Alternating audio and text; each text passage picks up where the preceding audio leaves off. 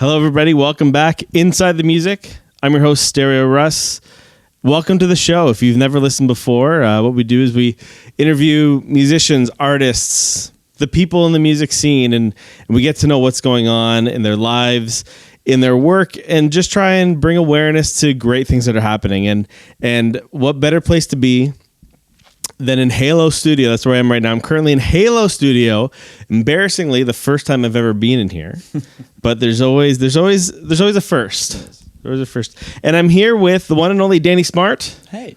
Of Halo Studio. Yeah, I guess. Hey, how's it going? Hi, Danny. How are you doing? I'm good. Thanks for coming down, Russ. Much appreciated. I'm a bit scared being on the other side of, interviewing this time. It's terrifying being on this side. Yeah, that's why I like being the interviewer. Totally, yeah. You're in control of the questions and stuff. Yeah, I can assure you there's no curveballs coming at you. Good, yeah. Just straight shooting. And for those that don't know, Danny, tell us a little bit about, you do so much in the city. So just give us a quick little, hey, I'm Danny, here's what I do.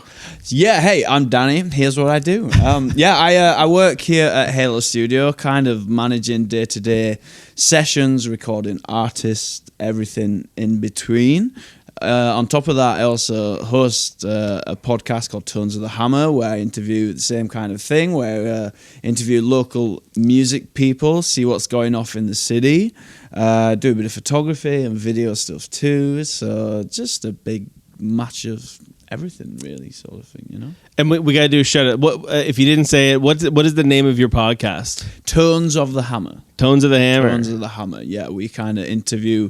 Same sort of thing. We just talk about Hamilton's scene because I just love. Ever since I moved to Hamilton, I just love the creativity of this city. It just never fails to blow my mind. As a small town, kind of being raised in a small town, it just blows my mind the amount of creativity that's around and the people that is everywhere. It's amazing. So.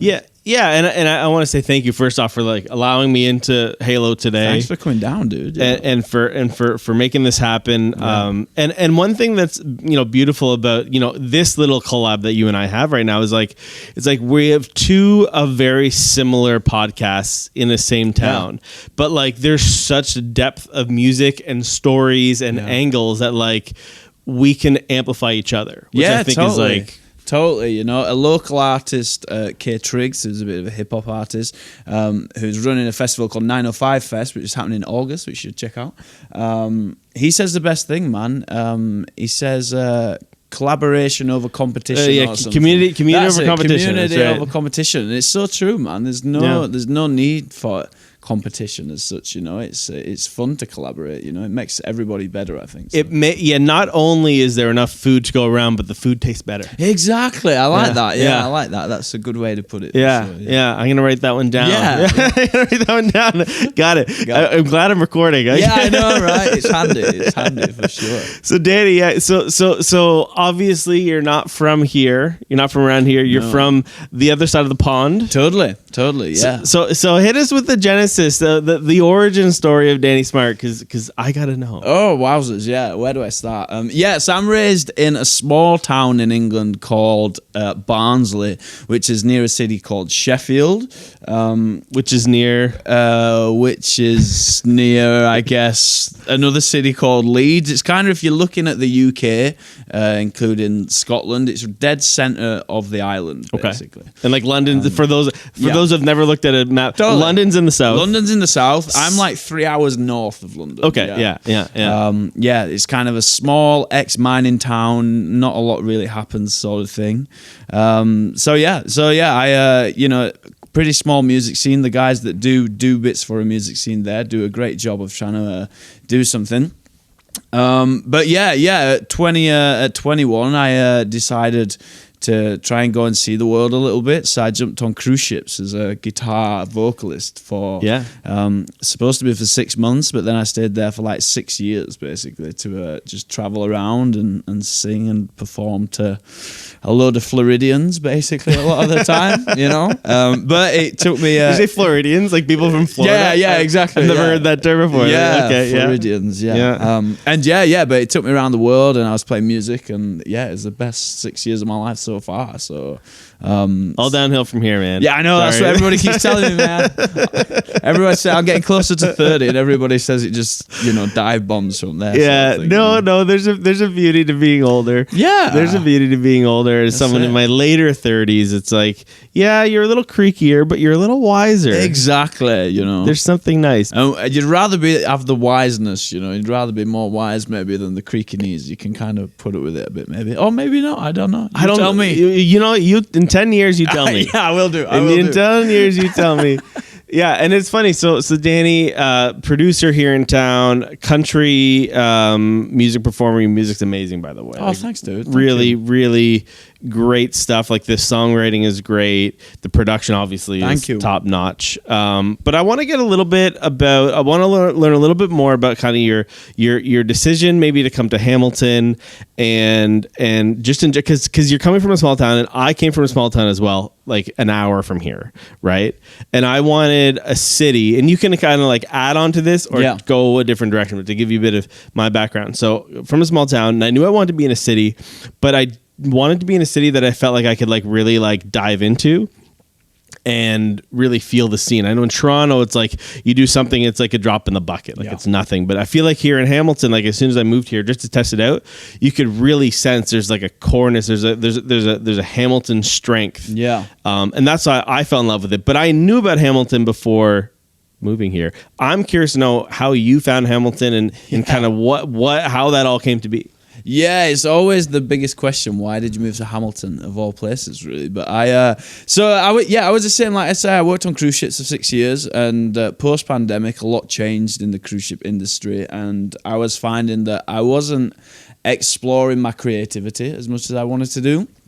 So I decided that I wanted to, work more doing. Essentially producing in studio. I want to learn more about studios and stuff. And at the same time, I was 27 years old, and it was kind of one of those things. If I don't try living in another country now, I'll never do it, sort of thing. Yes. So I just kind of dove in and said, let's just do it and try it. And the worst thing happens is you spend a year or two there and you go back home, sort of thing. So I was looking. I always loved Canada. I've always loved its not only all you guys' kindness, but as well the music scene and creativity of Canada is great. And I decided I was looking at Toronto, exactly like you say, and the first place I looked at was Toronto, but exactly like you say, it seemed to be big city vibes. And as you say, I'm from a small town, and as much as a small town is too quiet, but a big city is also a big city. I don't really, my experience of big cities, I don't want to live in big cities either. So exactly like you say, Hamilton was, for me, the middle ground. And just after researching a lot on the internet, it seemed to have a good legacy of music and a lot of recording studios around. Yeah, we have like the most, this is anecdotal, like the most recording studios like per capita. Yeah, exactly. Like, there's an insane amount of studios. It's so great, right? It really is. Yeah, it's so great. And that's exactly what pulled me towards it. So it was kind of a educated guess, I guess, in a way, from reading a little bit about Hamilton, but I just kind of picked on the map and said, let's just try it and see what happens, basically. So I rented an Airbnb, and then I just stayed there for the last 2 years or so, and sort of thing, I have to share a bit of another camaraderie with you somewhat. Yeah. So you said you worked at cruise ships for 6 years. Yes. I didn't ever work on a cruise ship, but I did work at a overnight summer camp. Oh, okay. Which, in talking to my friends about their cruise ship experiences, it sounds very similar. I can imagine, yeah. It's like it's like total freedom, but you're confined to an area. Exactly. They feed you. Yeah. They house you. Yeah. I was part of the radio program, obviously. Yeah. At this camp. So I was like just listening to music all day and hanging out with folks. Yeah. And it paid well enough when you're younger that you're kind of like, this is a pretty good gig. That's it. That's exactly it. It sounds like cruise ships, really. Yeah, that's exactly it. It's a pretty confined space, I'll admit it, but it's worth it to be traveling around, sort of thing. And it's a whole lot of fun for sure. It's what the most amazing thing about it is again, being from a small town, is like you're forced to live with every ship that I went on. You have 54, 60 nationalities that you're just working with, and the people from all kinds of backgrounds. So it really opens your eyes to like the world, and kind of stereotypes kind of get broken down or whatever, and kind of people's views on different things. It's fascinating. It really opened my eyes from being in a small town to be able to talk to people like that. Yeah, like again, like from a small town myself, like look, if you're from a small town and you're feeling like apprehensive about other people, just trust me and Danny. Yeah, that they're good humans. 100%. Just try it. I just said just try it, just try it. There was a food analogy at the start, but that's it. It's just like new food. I always implore people to try new food. Just try, try talking to someone that might be a bit different to you or something, it really makes the world go around. I love that. And Danny, I can sense similar energies here, and again, thanks for having me. And for those listening, Danny Smart, producer, music performer, writer. He's here where we currently are sitting at Halo Studio. Yes. But also another thing we have in common is that you have a podcast. I do indeed. So we talked about it a little bit before. Yeah. So I want to talk a little bit about, so you come to Canada, you come to Hamilton, you hook up with Roman here at Halo. Yeah. And so now you're doing your thing, and I want to know kind of why you decided to start doing your podcast, Tones of the Hammer. Yes. Yeah. Well, exactly like you say, I started here at Halo. I met Roman down at big shout out to the city, because they do these music networking nights, which I know it's the first time we met was at a music networking night. And that's where essentially I met Roman. I kind of, I saw something on Instagram and I thought I'd give it a try. And I met Roman, and I owe everything to Roman. My whole thing here is because of Roman, because he took a chance on the new kid in town sort of thing. So big shout out to him. After a few months of working here at the studio, I was new to town. I didn't really know anybody in town, and the main reason for it really starting the podcast was to get to know new musicians and new music people in town, because I was seeing all these posts, and sometimes, being a performer myself, when you turn up to a gig, you've just played your gig, sometimes it's not always the best time to approach somebody that's just come off stage and stuff like that, to say, hey, I'm the new guy in town sort of thing. I just thought it was a really great way to get to know people in the music scene, see what's going off in the music scene, and just try and build a bit of community, hopefully, is, trying to, again, it started as a podcast, and now I'm trying to build it out into something a bit more than a podcast, hopefully.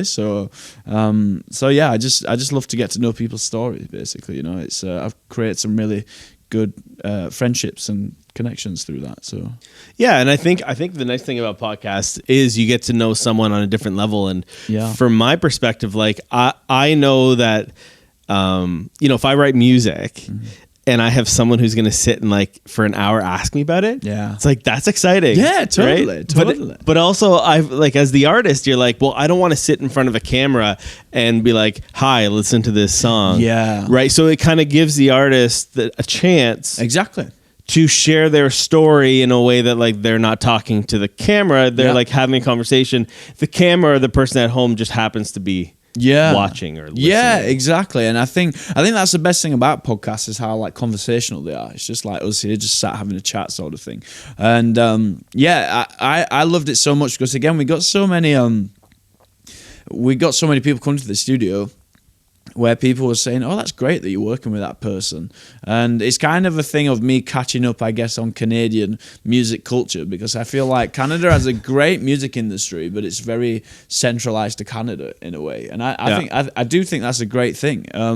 But it's like there's so many people in town. Again, I just kicked off the podcast trying to get to know. I was working a little bit with Tommy Swick in town, who's like had a career as a great songwriter. He's won Junos and everything, but I realized we were friends, but I didn't know anything about his career sort of thing. So what better way to do it than in a podcast sort of thing? So it's I love it. I love to just chat about and Hamilton in general, to get to know I would say the other reason for the podcast was to get to the bottom of like what's missing in Hamilton's music scene, to try and make, what do artists think needs to happen, or what do music creatives think needs to happen more to make a better music scene, because there's always something that can be improved, right? So yeah, and I think like these are the kind of things, these are the outlets that are, that create that culture.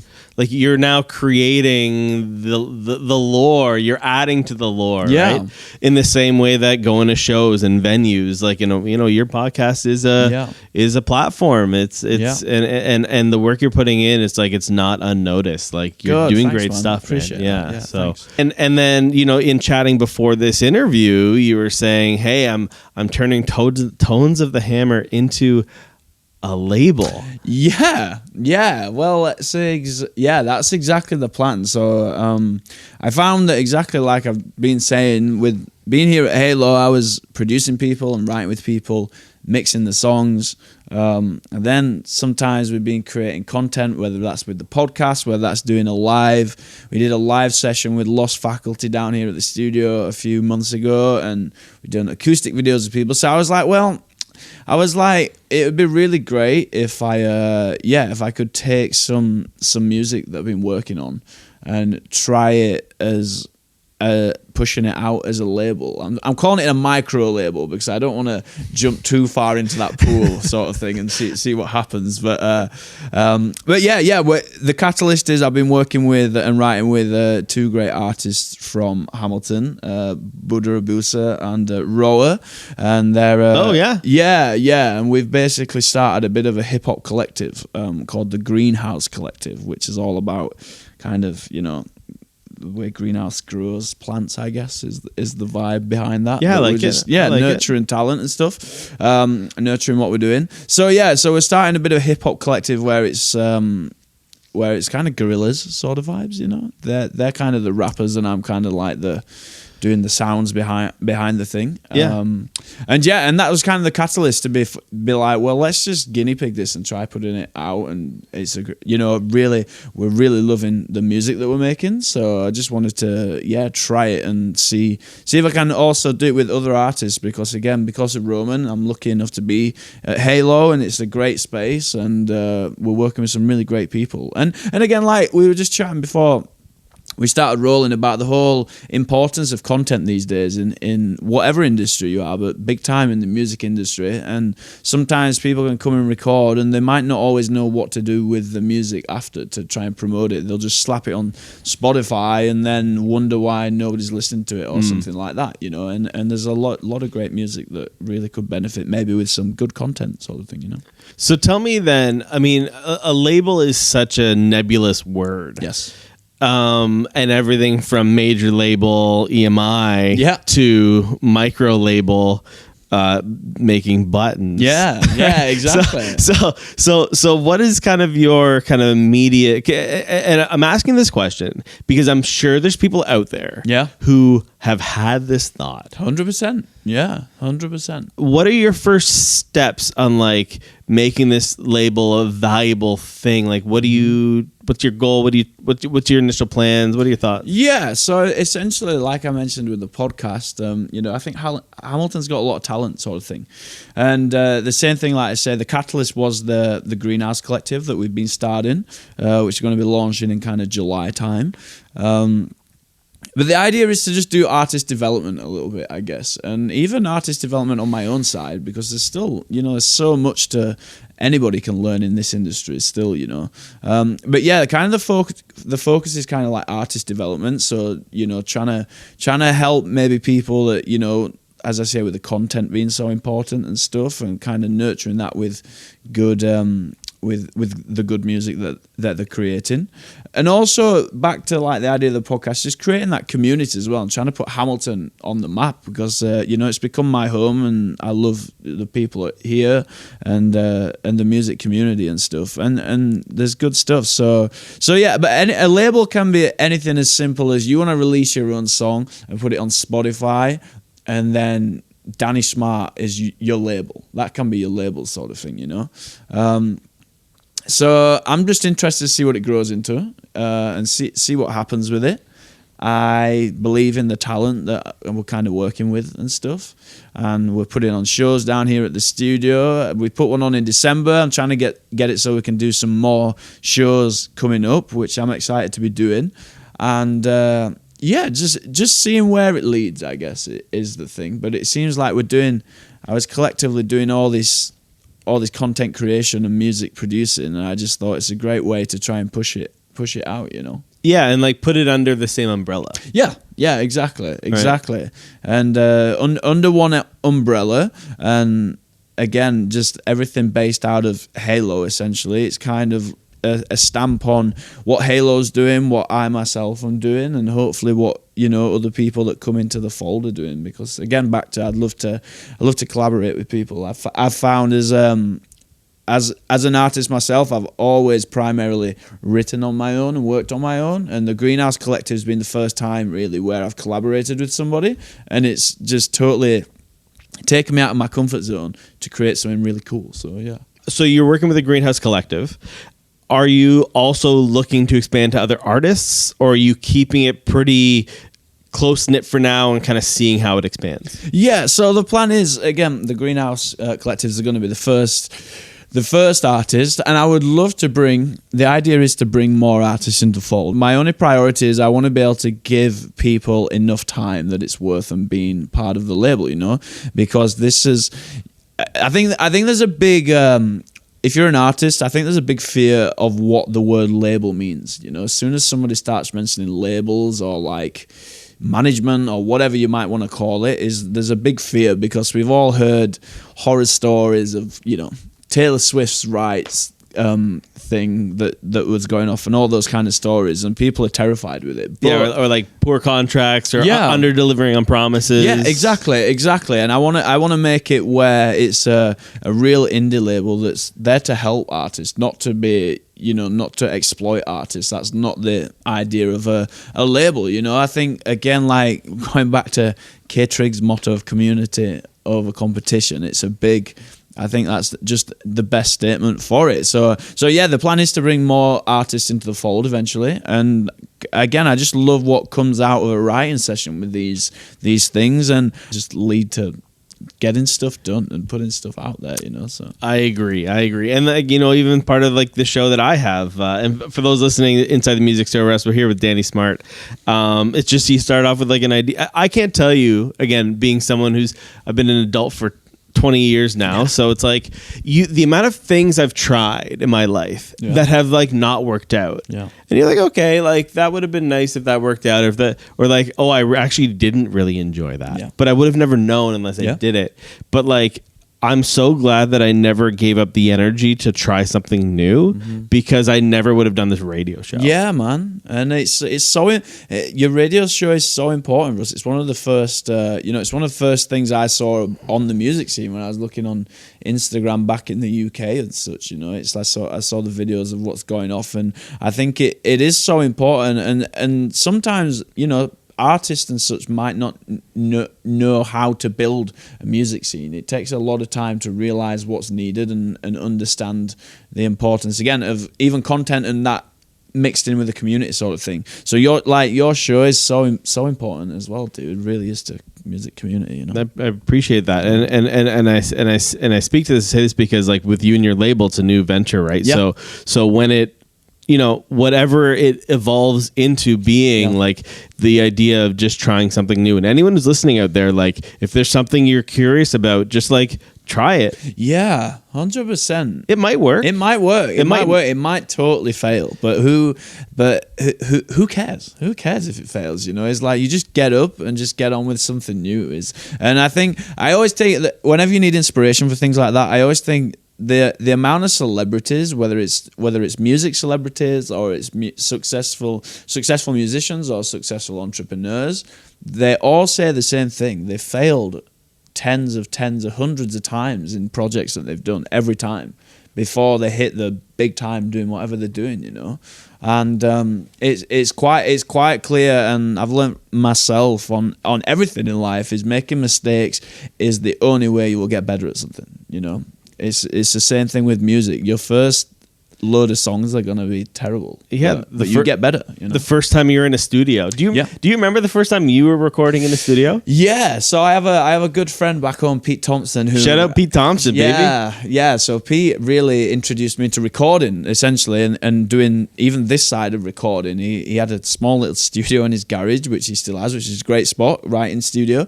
And I recorded my first EP there, and that relationship just grew into me just hanging out and finding out about plugins and finding out about Pro Tools and finding out about mic placement and things like that. And we kind of just dived ideas off of stuff, and just any advice ever, I just reached out to him. So yeah, and that was a great experience to then, and also give me the confidence to, start recording my own music at like 16 or something like that. So yeah, shout out Pete Thompson for sure. He's doing it, and that's it. Like, if you hadn't done that with Pete, you might not have been here. Yeah, 100%. I say it. Yeah, that all came from, I was doing a whole lot of gigs in my local community back home where, parents and my neighbours were driving me to gigs, and we're doing videos, the camcorder was set up and everything, and we were like, oh, well, we should start, I started, when Ed Sheeran came around, essentially, I started writing songs, because I was like watching this guy with the loop pedal, I was like, whoa, this is incredible, sort of thing, and that's what I was trying to do. So yeah, I just thought, well, if Ed Sheeran can do it, then why can't I do it? So I started writing some songs, and yeah, here we are, like, I don't know, 12 years later, if my math's even good enough. The biggest comment always people say is, I was not expecting a song like that with your accent. A lot of the time, Yeah. If you tell me about this. Yeah, well, I grew up listening to Johnny Cash. Johnny Cash is my hero. Is like and it kind of snowballed from Johnny Cash into Dolly Parton. I always say there's 2 CDs in Mum and Dad's car, and it was Johnny Cash and Dolly Parton. So yeah, I was obsessed with country music ever since being younger, and it's just what came out when I started singing, I guess, really, that kind of country music influence, essentially. That old school country is what I like. It's really cool stuff. So. And would you say you're primarily guitar? Yes, 100%. So yeah, guitar lessons from the age of 5, sort of thing. And yeah, always being a guitarist. And dad was always like, before you get any of them, you're not allowed any other instrument until you learn to play the guitar properly. So he still says it to me today. But yeah, don't touch anything else. Yeah, exactly. Don't even think about it. Yeah, exactly. So but that was good advice. Yeah. So if you were to give yourself a second instrument? Yeah. What do you? I would say probably piano. I've kind of lent on to doing a lot of piano. I think it's important to play piano if you're a producer these days. Yeah. Being able to do MIDI keys and all that sort of stuff, and just understanding the keyboard itself, the relationship of all the. I would call it the secondary instrument. Yeah. If there was an instrument, I asked this. This is a pretty stock question for me, but I'm curious. If you were to wake up tomorrow and be proficient in any instrument that you're not currently proficient in, what instrument would it be? Oh wow, man, that's a good question. Oh, I don't know. I was going to say violin, because I love the sound of a fiddle, fiddle music and violin in general. But then on second thoughts, I would also love to be able to play drums, because I can hit a terrible beat out with terrible dynamics and stuff. But I would love to be able to I would love to be able to carry a beat and groove, because I think what drummers do are amazing. So yeah, drums definitely. Yeah, I learned this too late in my opinion, that the drums really are the song. Oh yeah. You have a guitar riff or a key thing, you play 10 different drum beats over the same thing. Those are 10 very different songs. Definitely. And it's the same with, I think that's why it's so important that artists sometimes at least try and produce demos or something themselves, because you really do realize that if you have weak drums in a mix or in a song, it tanks the whole song, it really does, because that's where all the power comes from, really, it really does. Yeah, for sure. When you guys record here, are you, and this is just maybe a general question about production. I'm not too familiar because I'm not in the scene as much as you are when it comes to production, but are drums more and more digital these days, or is it still a drummer hitting an acoustic drum kit? Primarily here, yeah, we still do acoustic drums, man, because the whole idea of, if a band comes, they obviously want to use their drummer. You know, it's yeah. So primarily since I've been at the studio, we have a great sounding room here for drums. Nearly everything that comes out of the studio is recorded drums, unless it's a drum machine. But it's whatever's right for the project. You know, in a way, it's like sometimes it's like. I've tried using live drums on like a pop track, and it just kills it. Isn't it true, right? Yeah. So like on a pop track, you'll go more digital. Yeah, sometimes, and you know, there's all sorts of tricks of like playing drums, recording the sound of rooms through a speaker, playing the drums through a speaker, then recording the sound of the rooms to make it feel a bit more live is a great way to kind of find a balance in that sometimes. But we love, we've, like I said, we've got a great sounding room here at Halo, so we love to, recording it live. It's great. Yeah. Do you have? I see you have a bunch of amps. Yes. Do you have a favorite guitar amp? Oh yeah. I would say out of the ones on the I've always wanted to own a Princeton. We don't have a Princeton here, a Fender Princeton, but there is a lovely Magnatone over there, and I think it's a Magnatone 440, maybe something like that. But it's tiny. It basically has a volume knob and a tremolo knob. But that's it. Yeah, but it sounds incredible because if you want it clean, it sounds great. But if you really drive it, it's just got this great crunch to it. It's just great. It's kind of a bit like Creedence Clearwater Revival kind of crunch, you know, which is a great tone. Yeah, it's turned into my favorite amp for sure, you know, because you can do everything from punk to country to everything through it. I love that. You all should just come and check it out because it's a cool studio. And where, just so people know, where in the universe is Halo? Yeah, Halo is right downtown on Augusta Street, so in the heart of the Hammer, man. Yeah, recommend come and say hey because we'd love to show you around. We have a really great space here. But right in the heart of downtown, in the Hammer. Yeah, you are. You're on Augusta Street. I know, which is a great, cool spot. Great spot to be, man. And then let's do some like, hey, where we can get a hold of you. So if someone wants to get a hold of you, Danny, you have a lot of different avenues. So hit us with where we can reach out. So primarily my Instagram is probably the main thing that I use really. But I'm Danny Smart Music on Instagram. Also, my podcast is Tones of the Hammer. Also, Halo Music Hamilton is also for the studio. So primarily those three. Give us a follow on any one of those, and the usual Facebook, TikTok is all the same thing. So and I'm gonna do a little PSA like for us creatives, me and Danny, like, man, just do it. Give us a like, give us a follow. It means the world. Yeah. Like it's nothing to you. Like obviously, like it's like a small thing, and you think like, oh, it doesn't matter. Like everyone really does matter. Yeah, 100%. It even comes to again back to that idea of building community. Man, is like a simple share of somebody's song. Like when people if you see somebody sharing, they're releasing a song or they're releasing a project that they're doing, a simple share to your profile and getting somebody else to look at that it means the world, man, because it can totally it's how every artist starts, by people just sharing something that somebody else might like, you know. And it's the simplest 2-second thing you can do, you know? And it means the world because us musicians, like, we put so much time and heart and soul into these songs,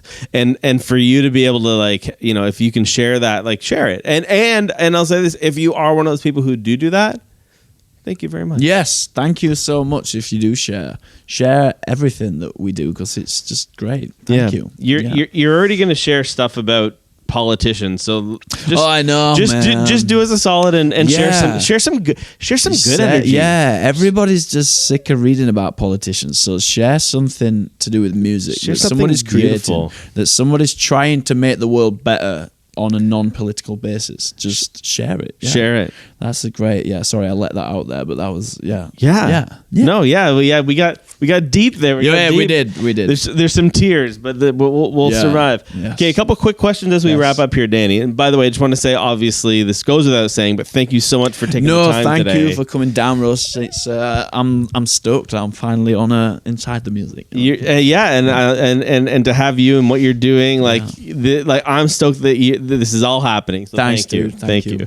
A couple quick questions questions to get going here. First off, Johnny Cash. Yes. What's your favorite Johnny Cash song? What's your favorite Johnny Cash song to play? Oh, God, man. This is such a hard choice, I would say. I would say for lyric-wise, I would say I love the song Man in Black by Johnny Cash, because that's a great... The reason I love Johnny Cash is because he wears so many different masks, I guess, as a performer and a writer. He's America's like pride in one way, but then he's also stood up for like indigenous rights. He's also stood up for anti-Vietnam War when it was happening, and that's kind of what Man in Black's about. And I just love him. It just shows him as a great... People forget that he writes great songs like that. He doesn't just sing Ring of Fire sort of thing, right? I would say Man in Black is my favorite tune to listen to. My favorite one to play, I would say, is... I like the early Johnny Cash, like when he was at Sun Records with Elvis, because I love the sound of those records too. So I would have to say something like even the early version of Folsom Prison is definitely my favorite. Yeah. So check that one out. Yeah, everybody. 100%. One last question about Johnny Cash. What was the first song that you heard of him that you were really like, yeah, I like this? Man, it was at a school. So when we were in junior school or primary school, I don't know what it's called in Canada. Is it primary school? Primary, yeah.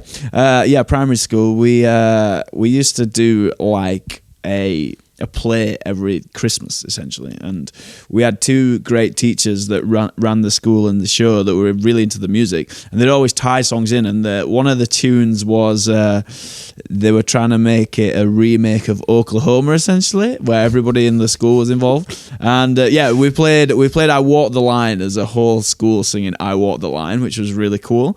And I just fell in love with it. I went home and listened to it. Mum and Dad, like I said, had the CD of Johnny Cash, and he just told all these stories, and I was just like, I was fascinated by the guitar riff, doom doom doom doom doom doom, and the way that he just to get a bit nerdy, but like that's what this show's all about. Totally. But yeah, the way that he kind of like transitions in keys as well. It changes key every verse and then comes back down. I don't know. It just fascinated me when I kind of understood, and it totally helped me understand the way music is, just listening to Johnny Cash, to be quite honest. I didn't know he changed keys so often in that song. He does, yeah. So it starts in like E, and then it moves to like A, and then he goes to D, then he goes to G, but then he comes back down to D and then back to A to finish. Yeah, so fascinating. Yeah, it's so cool. It's so cool. I'm gonna look that one up tonight. Yeah, when people play it, they don't usually change key, but when he does it, he changes key. Yeah, it's just that guitar, the guitar line from his guitarist Luther Perkins, who's just a pioneer of country guitaring, really. It's a great sound. Love it. If you're taking me out on a night in the town in Barnsley, woo! If we're going to Barnsley, that's so funny. Where are we going? Oh, what are man. we doing? Wowzers. Yeah, Barnsley's changed a lot actually over the even the last 2 years since I've left, sort of thing, and even being on cruise ships. We used to go to this bar called the Shea Bar. It was named after Che Guevara, if that's his name. Which was always a good night out if you were clubbing. So when I was in kind of university or whatever, that's kind of where I would go, the Shea Bar. But probably now I'd take you to the Botanist, probably something. Actually, I don't know. Yeah. It'd be, if we were in the town centre, Botanist. But I grew up kind of like, my first job was in a local pub in my local village sort of thing. And that was much more my scene. So yeah, I'd probably take you to the Crown, or the Milton Arms it's called. The Milton Arms? Yeah. Okay. So yeah.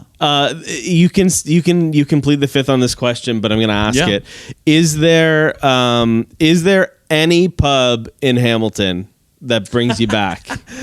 I would say respectfully, no. Yeah. There's not really. I feel, and what I hate about it, I would love as well in the future, if I could, to do a real British pub in Canada, because I always feel like, again, back to being on cruise ships, the big rep of British cuisine and British pubs are always bad, because there's always bad examples of it, you know. Even if you go to London in the UK, it's if you can go to a really bad pub and people think that's what British cuisine is. So I would love to open a British pub music venue in Hamilton one day and do it like a real British pub, you know, because everything like the beer's different in Canada and in England, you know. We have like what's called real ale, so it's kind of like if you see it on any British movies where there's a pub, they kind of pump the beer like with a big thing, and it's not as fizzy, you know what I mean? Oh, and I miss it so much. I miss that. I can feel it. I know. It's coming out right. It's coming out. Yeah. Yeah, because like I've been through England, but I've like only like stopped in London, and we went to a pub, but it's like that's not enough to really get the essence. Yeah, totally. And I've been to Ireland, which has its own kind of pub feel. Yeah. But I've not experienced what you're sharing. All I know is what's here. Yeah. And it's fine. So I'm sure that there's an element that we're missing. And it's like you said, to be honest, it's a bit like I feel like that's why I love Hamilton so much, is because a lot of the time I think when people come to move to Canada, they always expect it to be like all these big scenic sort of there's moose hanging about. Oh yeah. There's a mountain. There's a mountain, and then there's snow, and we're all skiing all day and all that sort of stuff. They don't see real Canada. Just bathing in maple syrup. Yeah, exactly. Yeah, which I feel like that's why I love Hamilton, because Hamilton's real Canada. You know, if you ask me, I think it's the mix. It's the mix of the city and everything else, and obviously like we don't waterfall capital. Waterfall. We got lots of waterfalls. We have a mountain. Don't look at it, but we have one.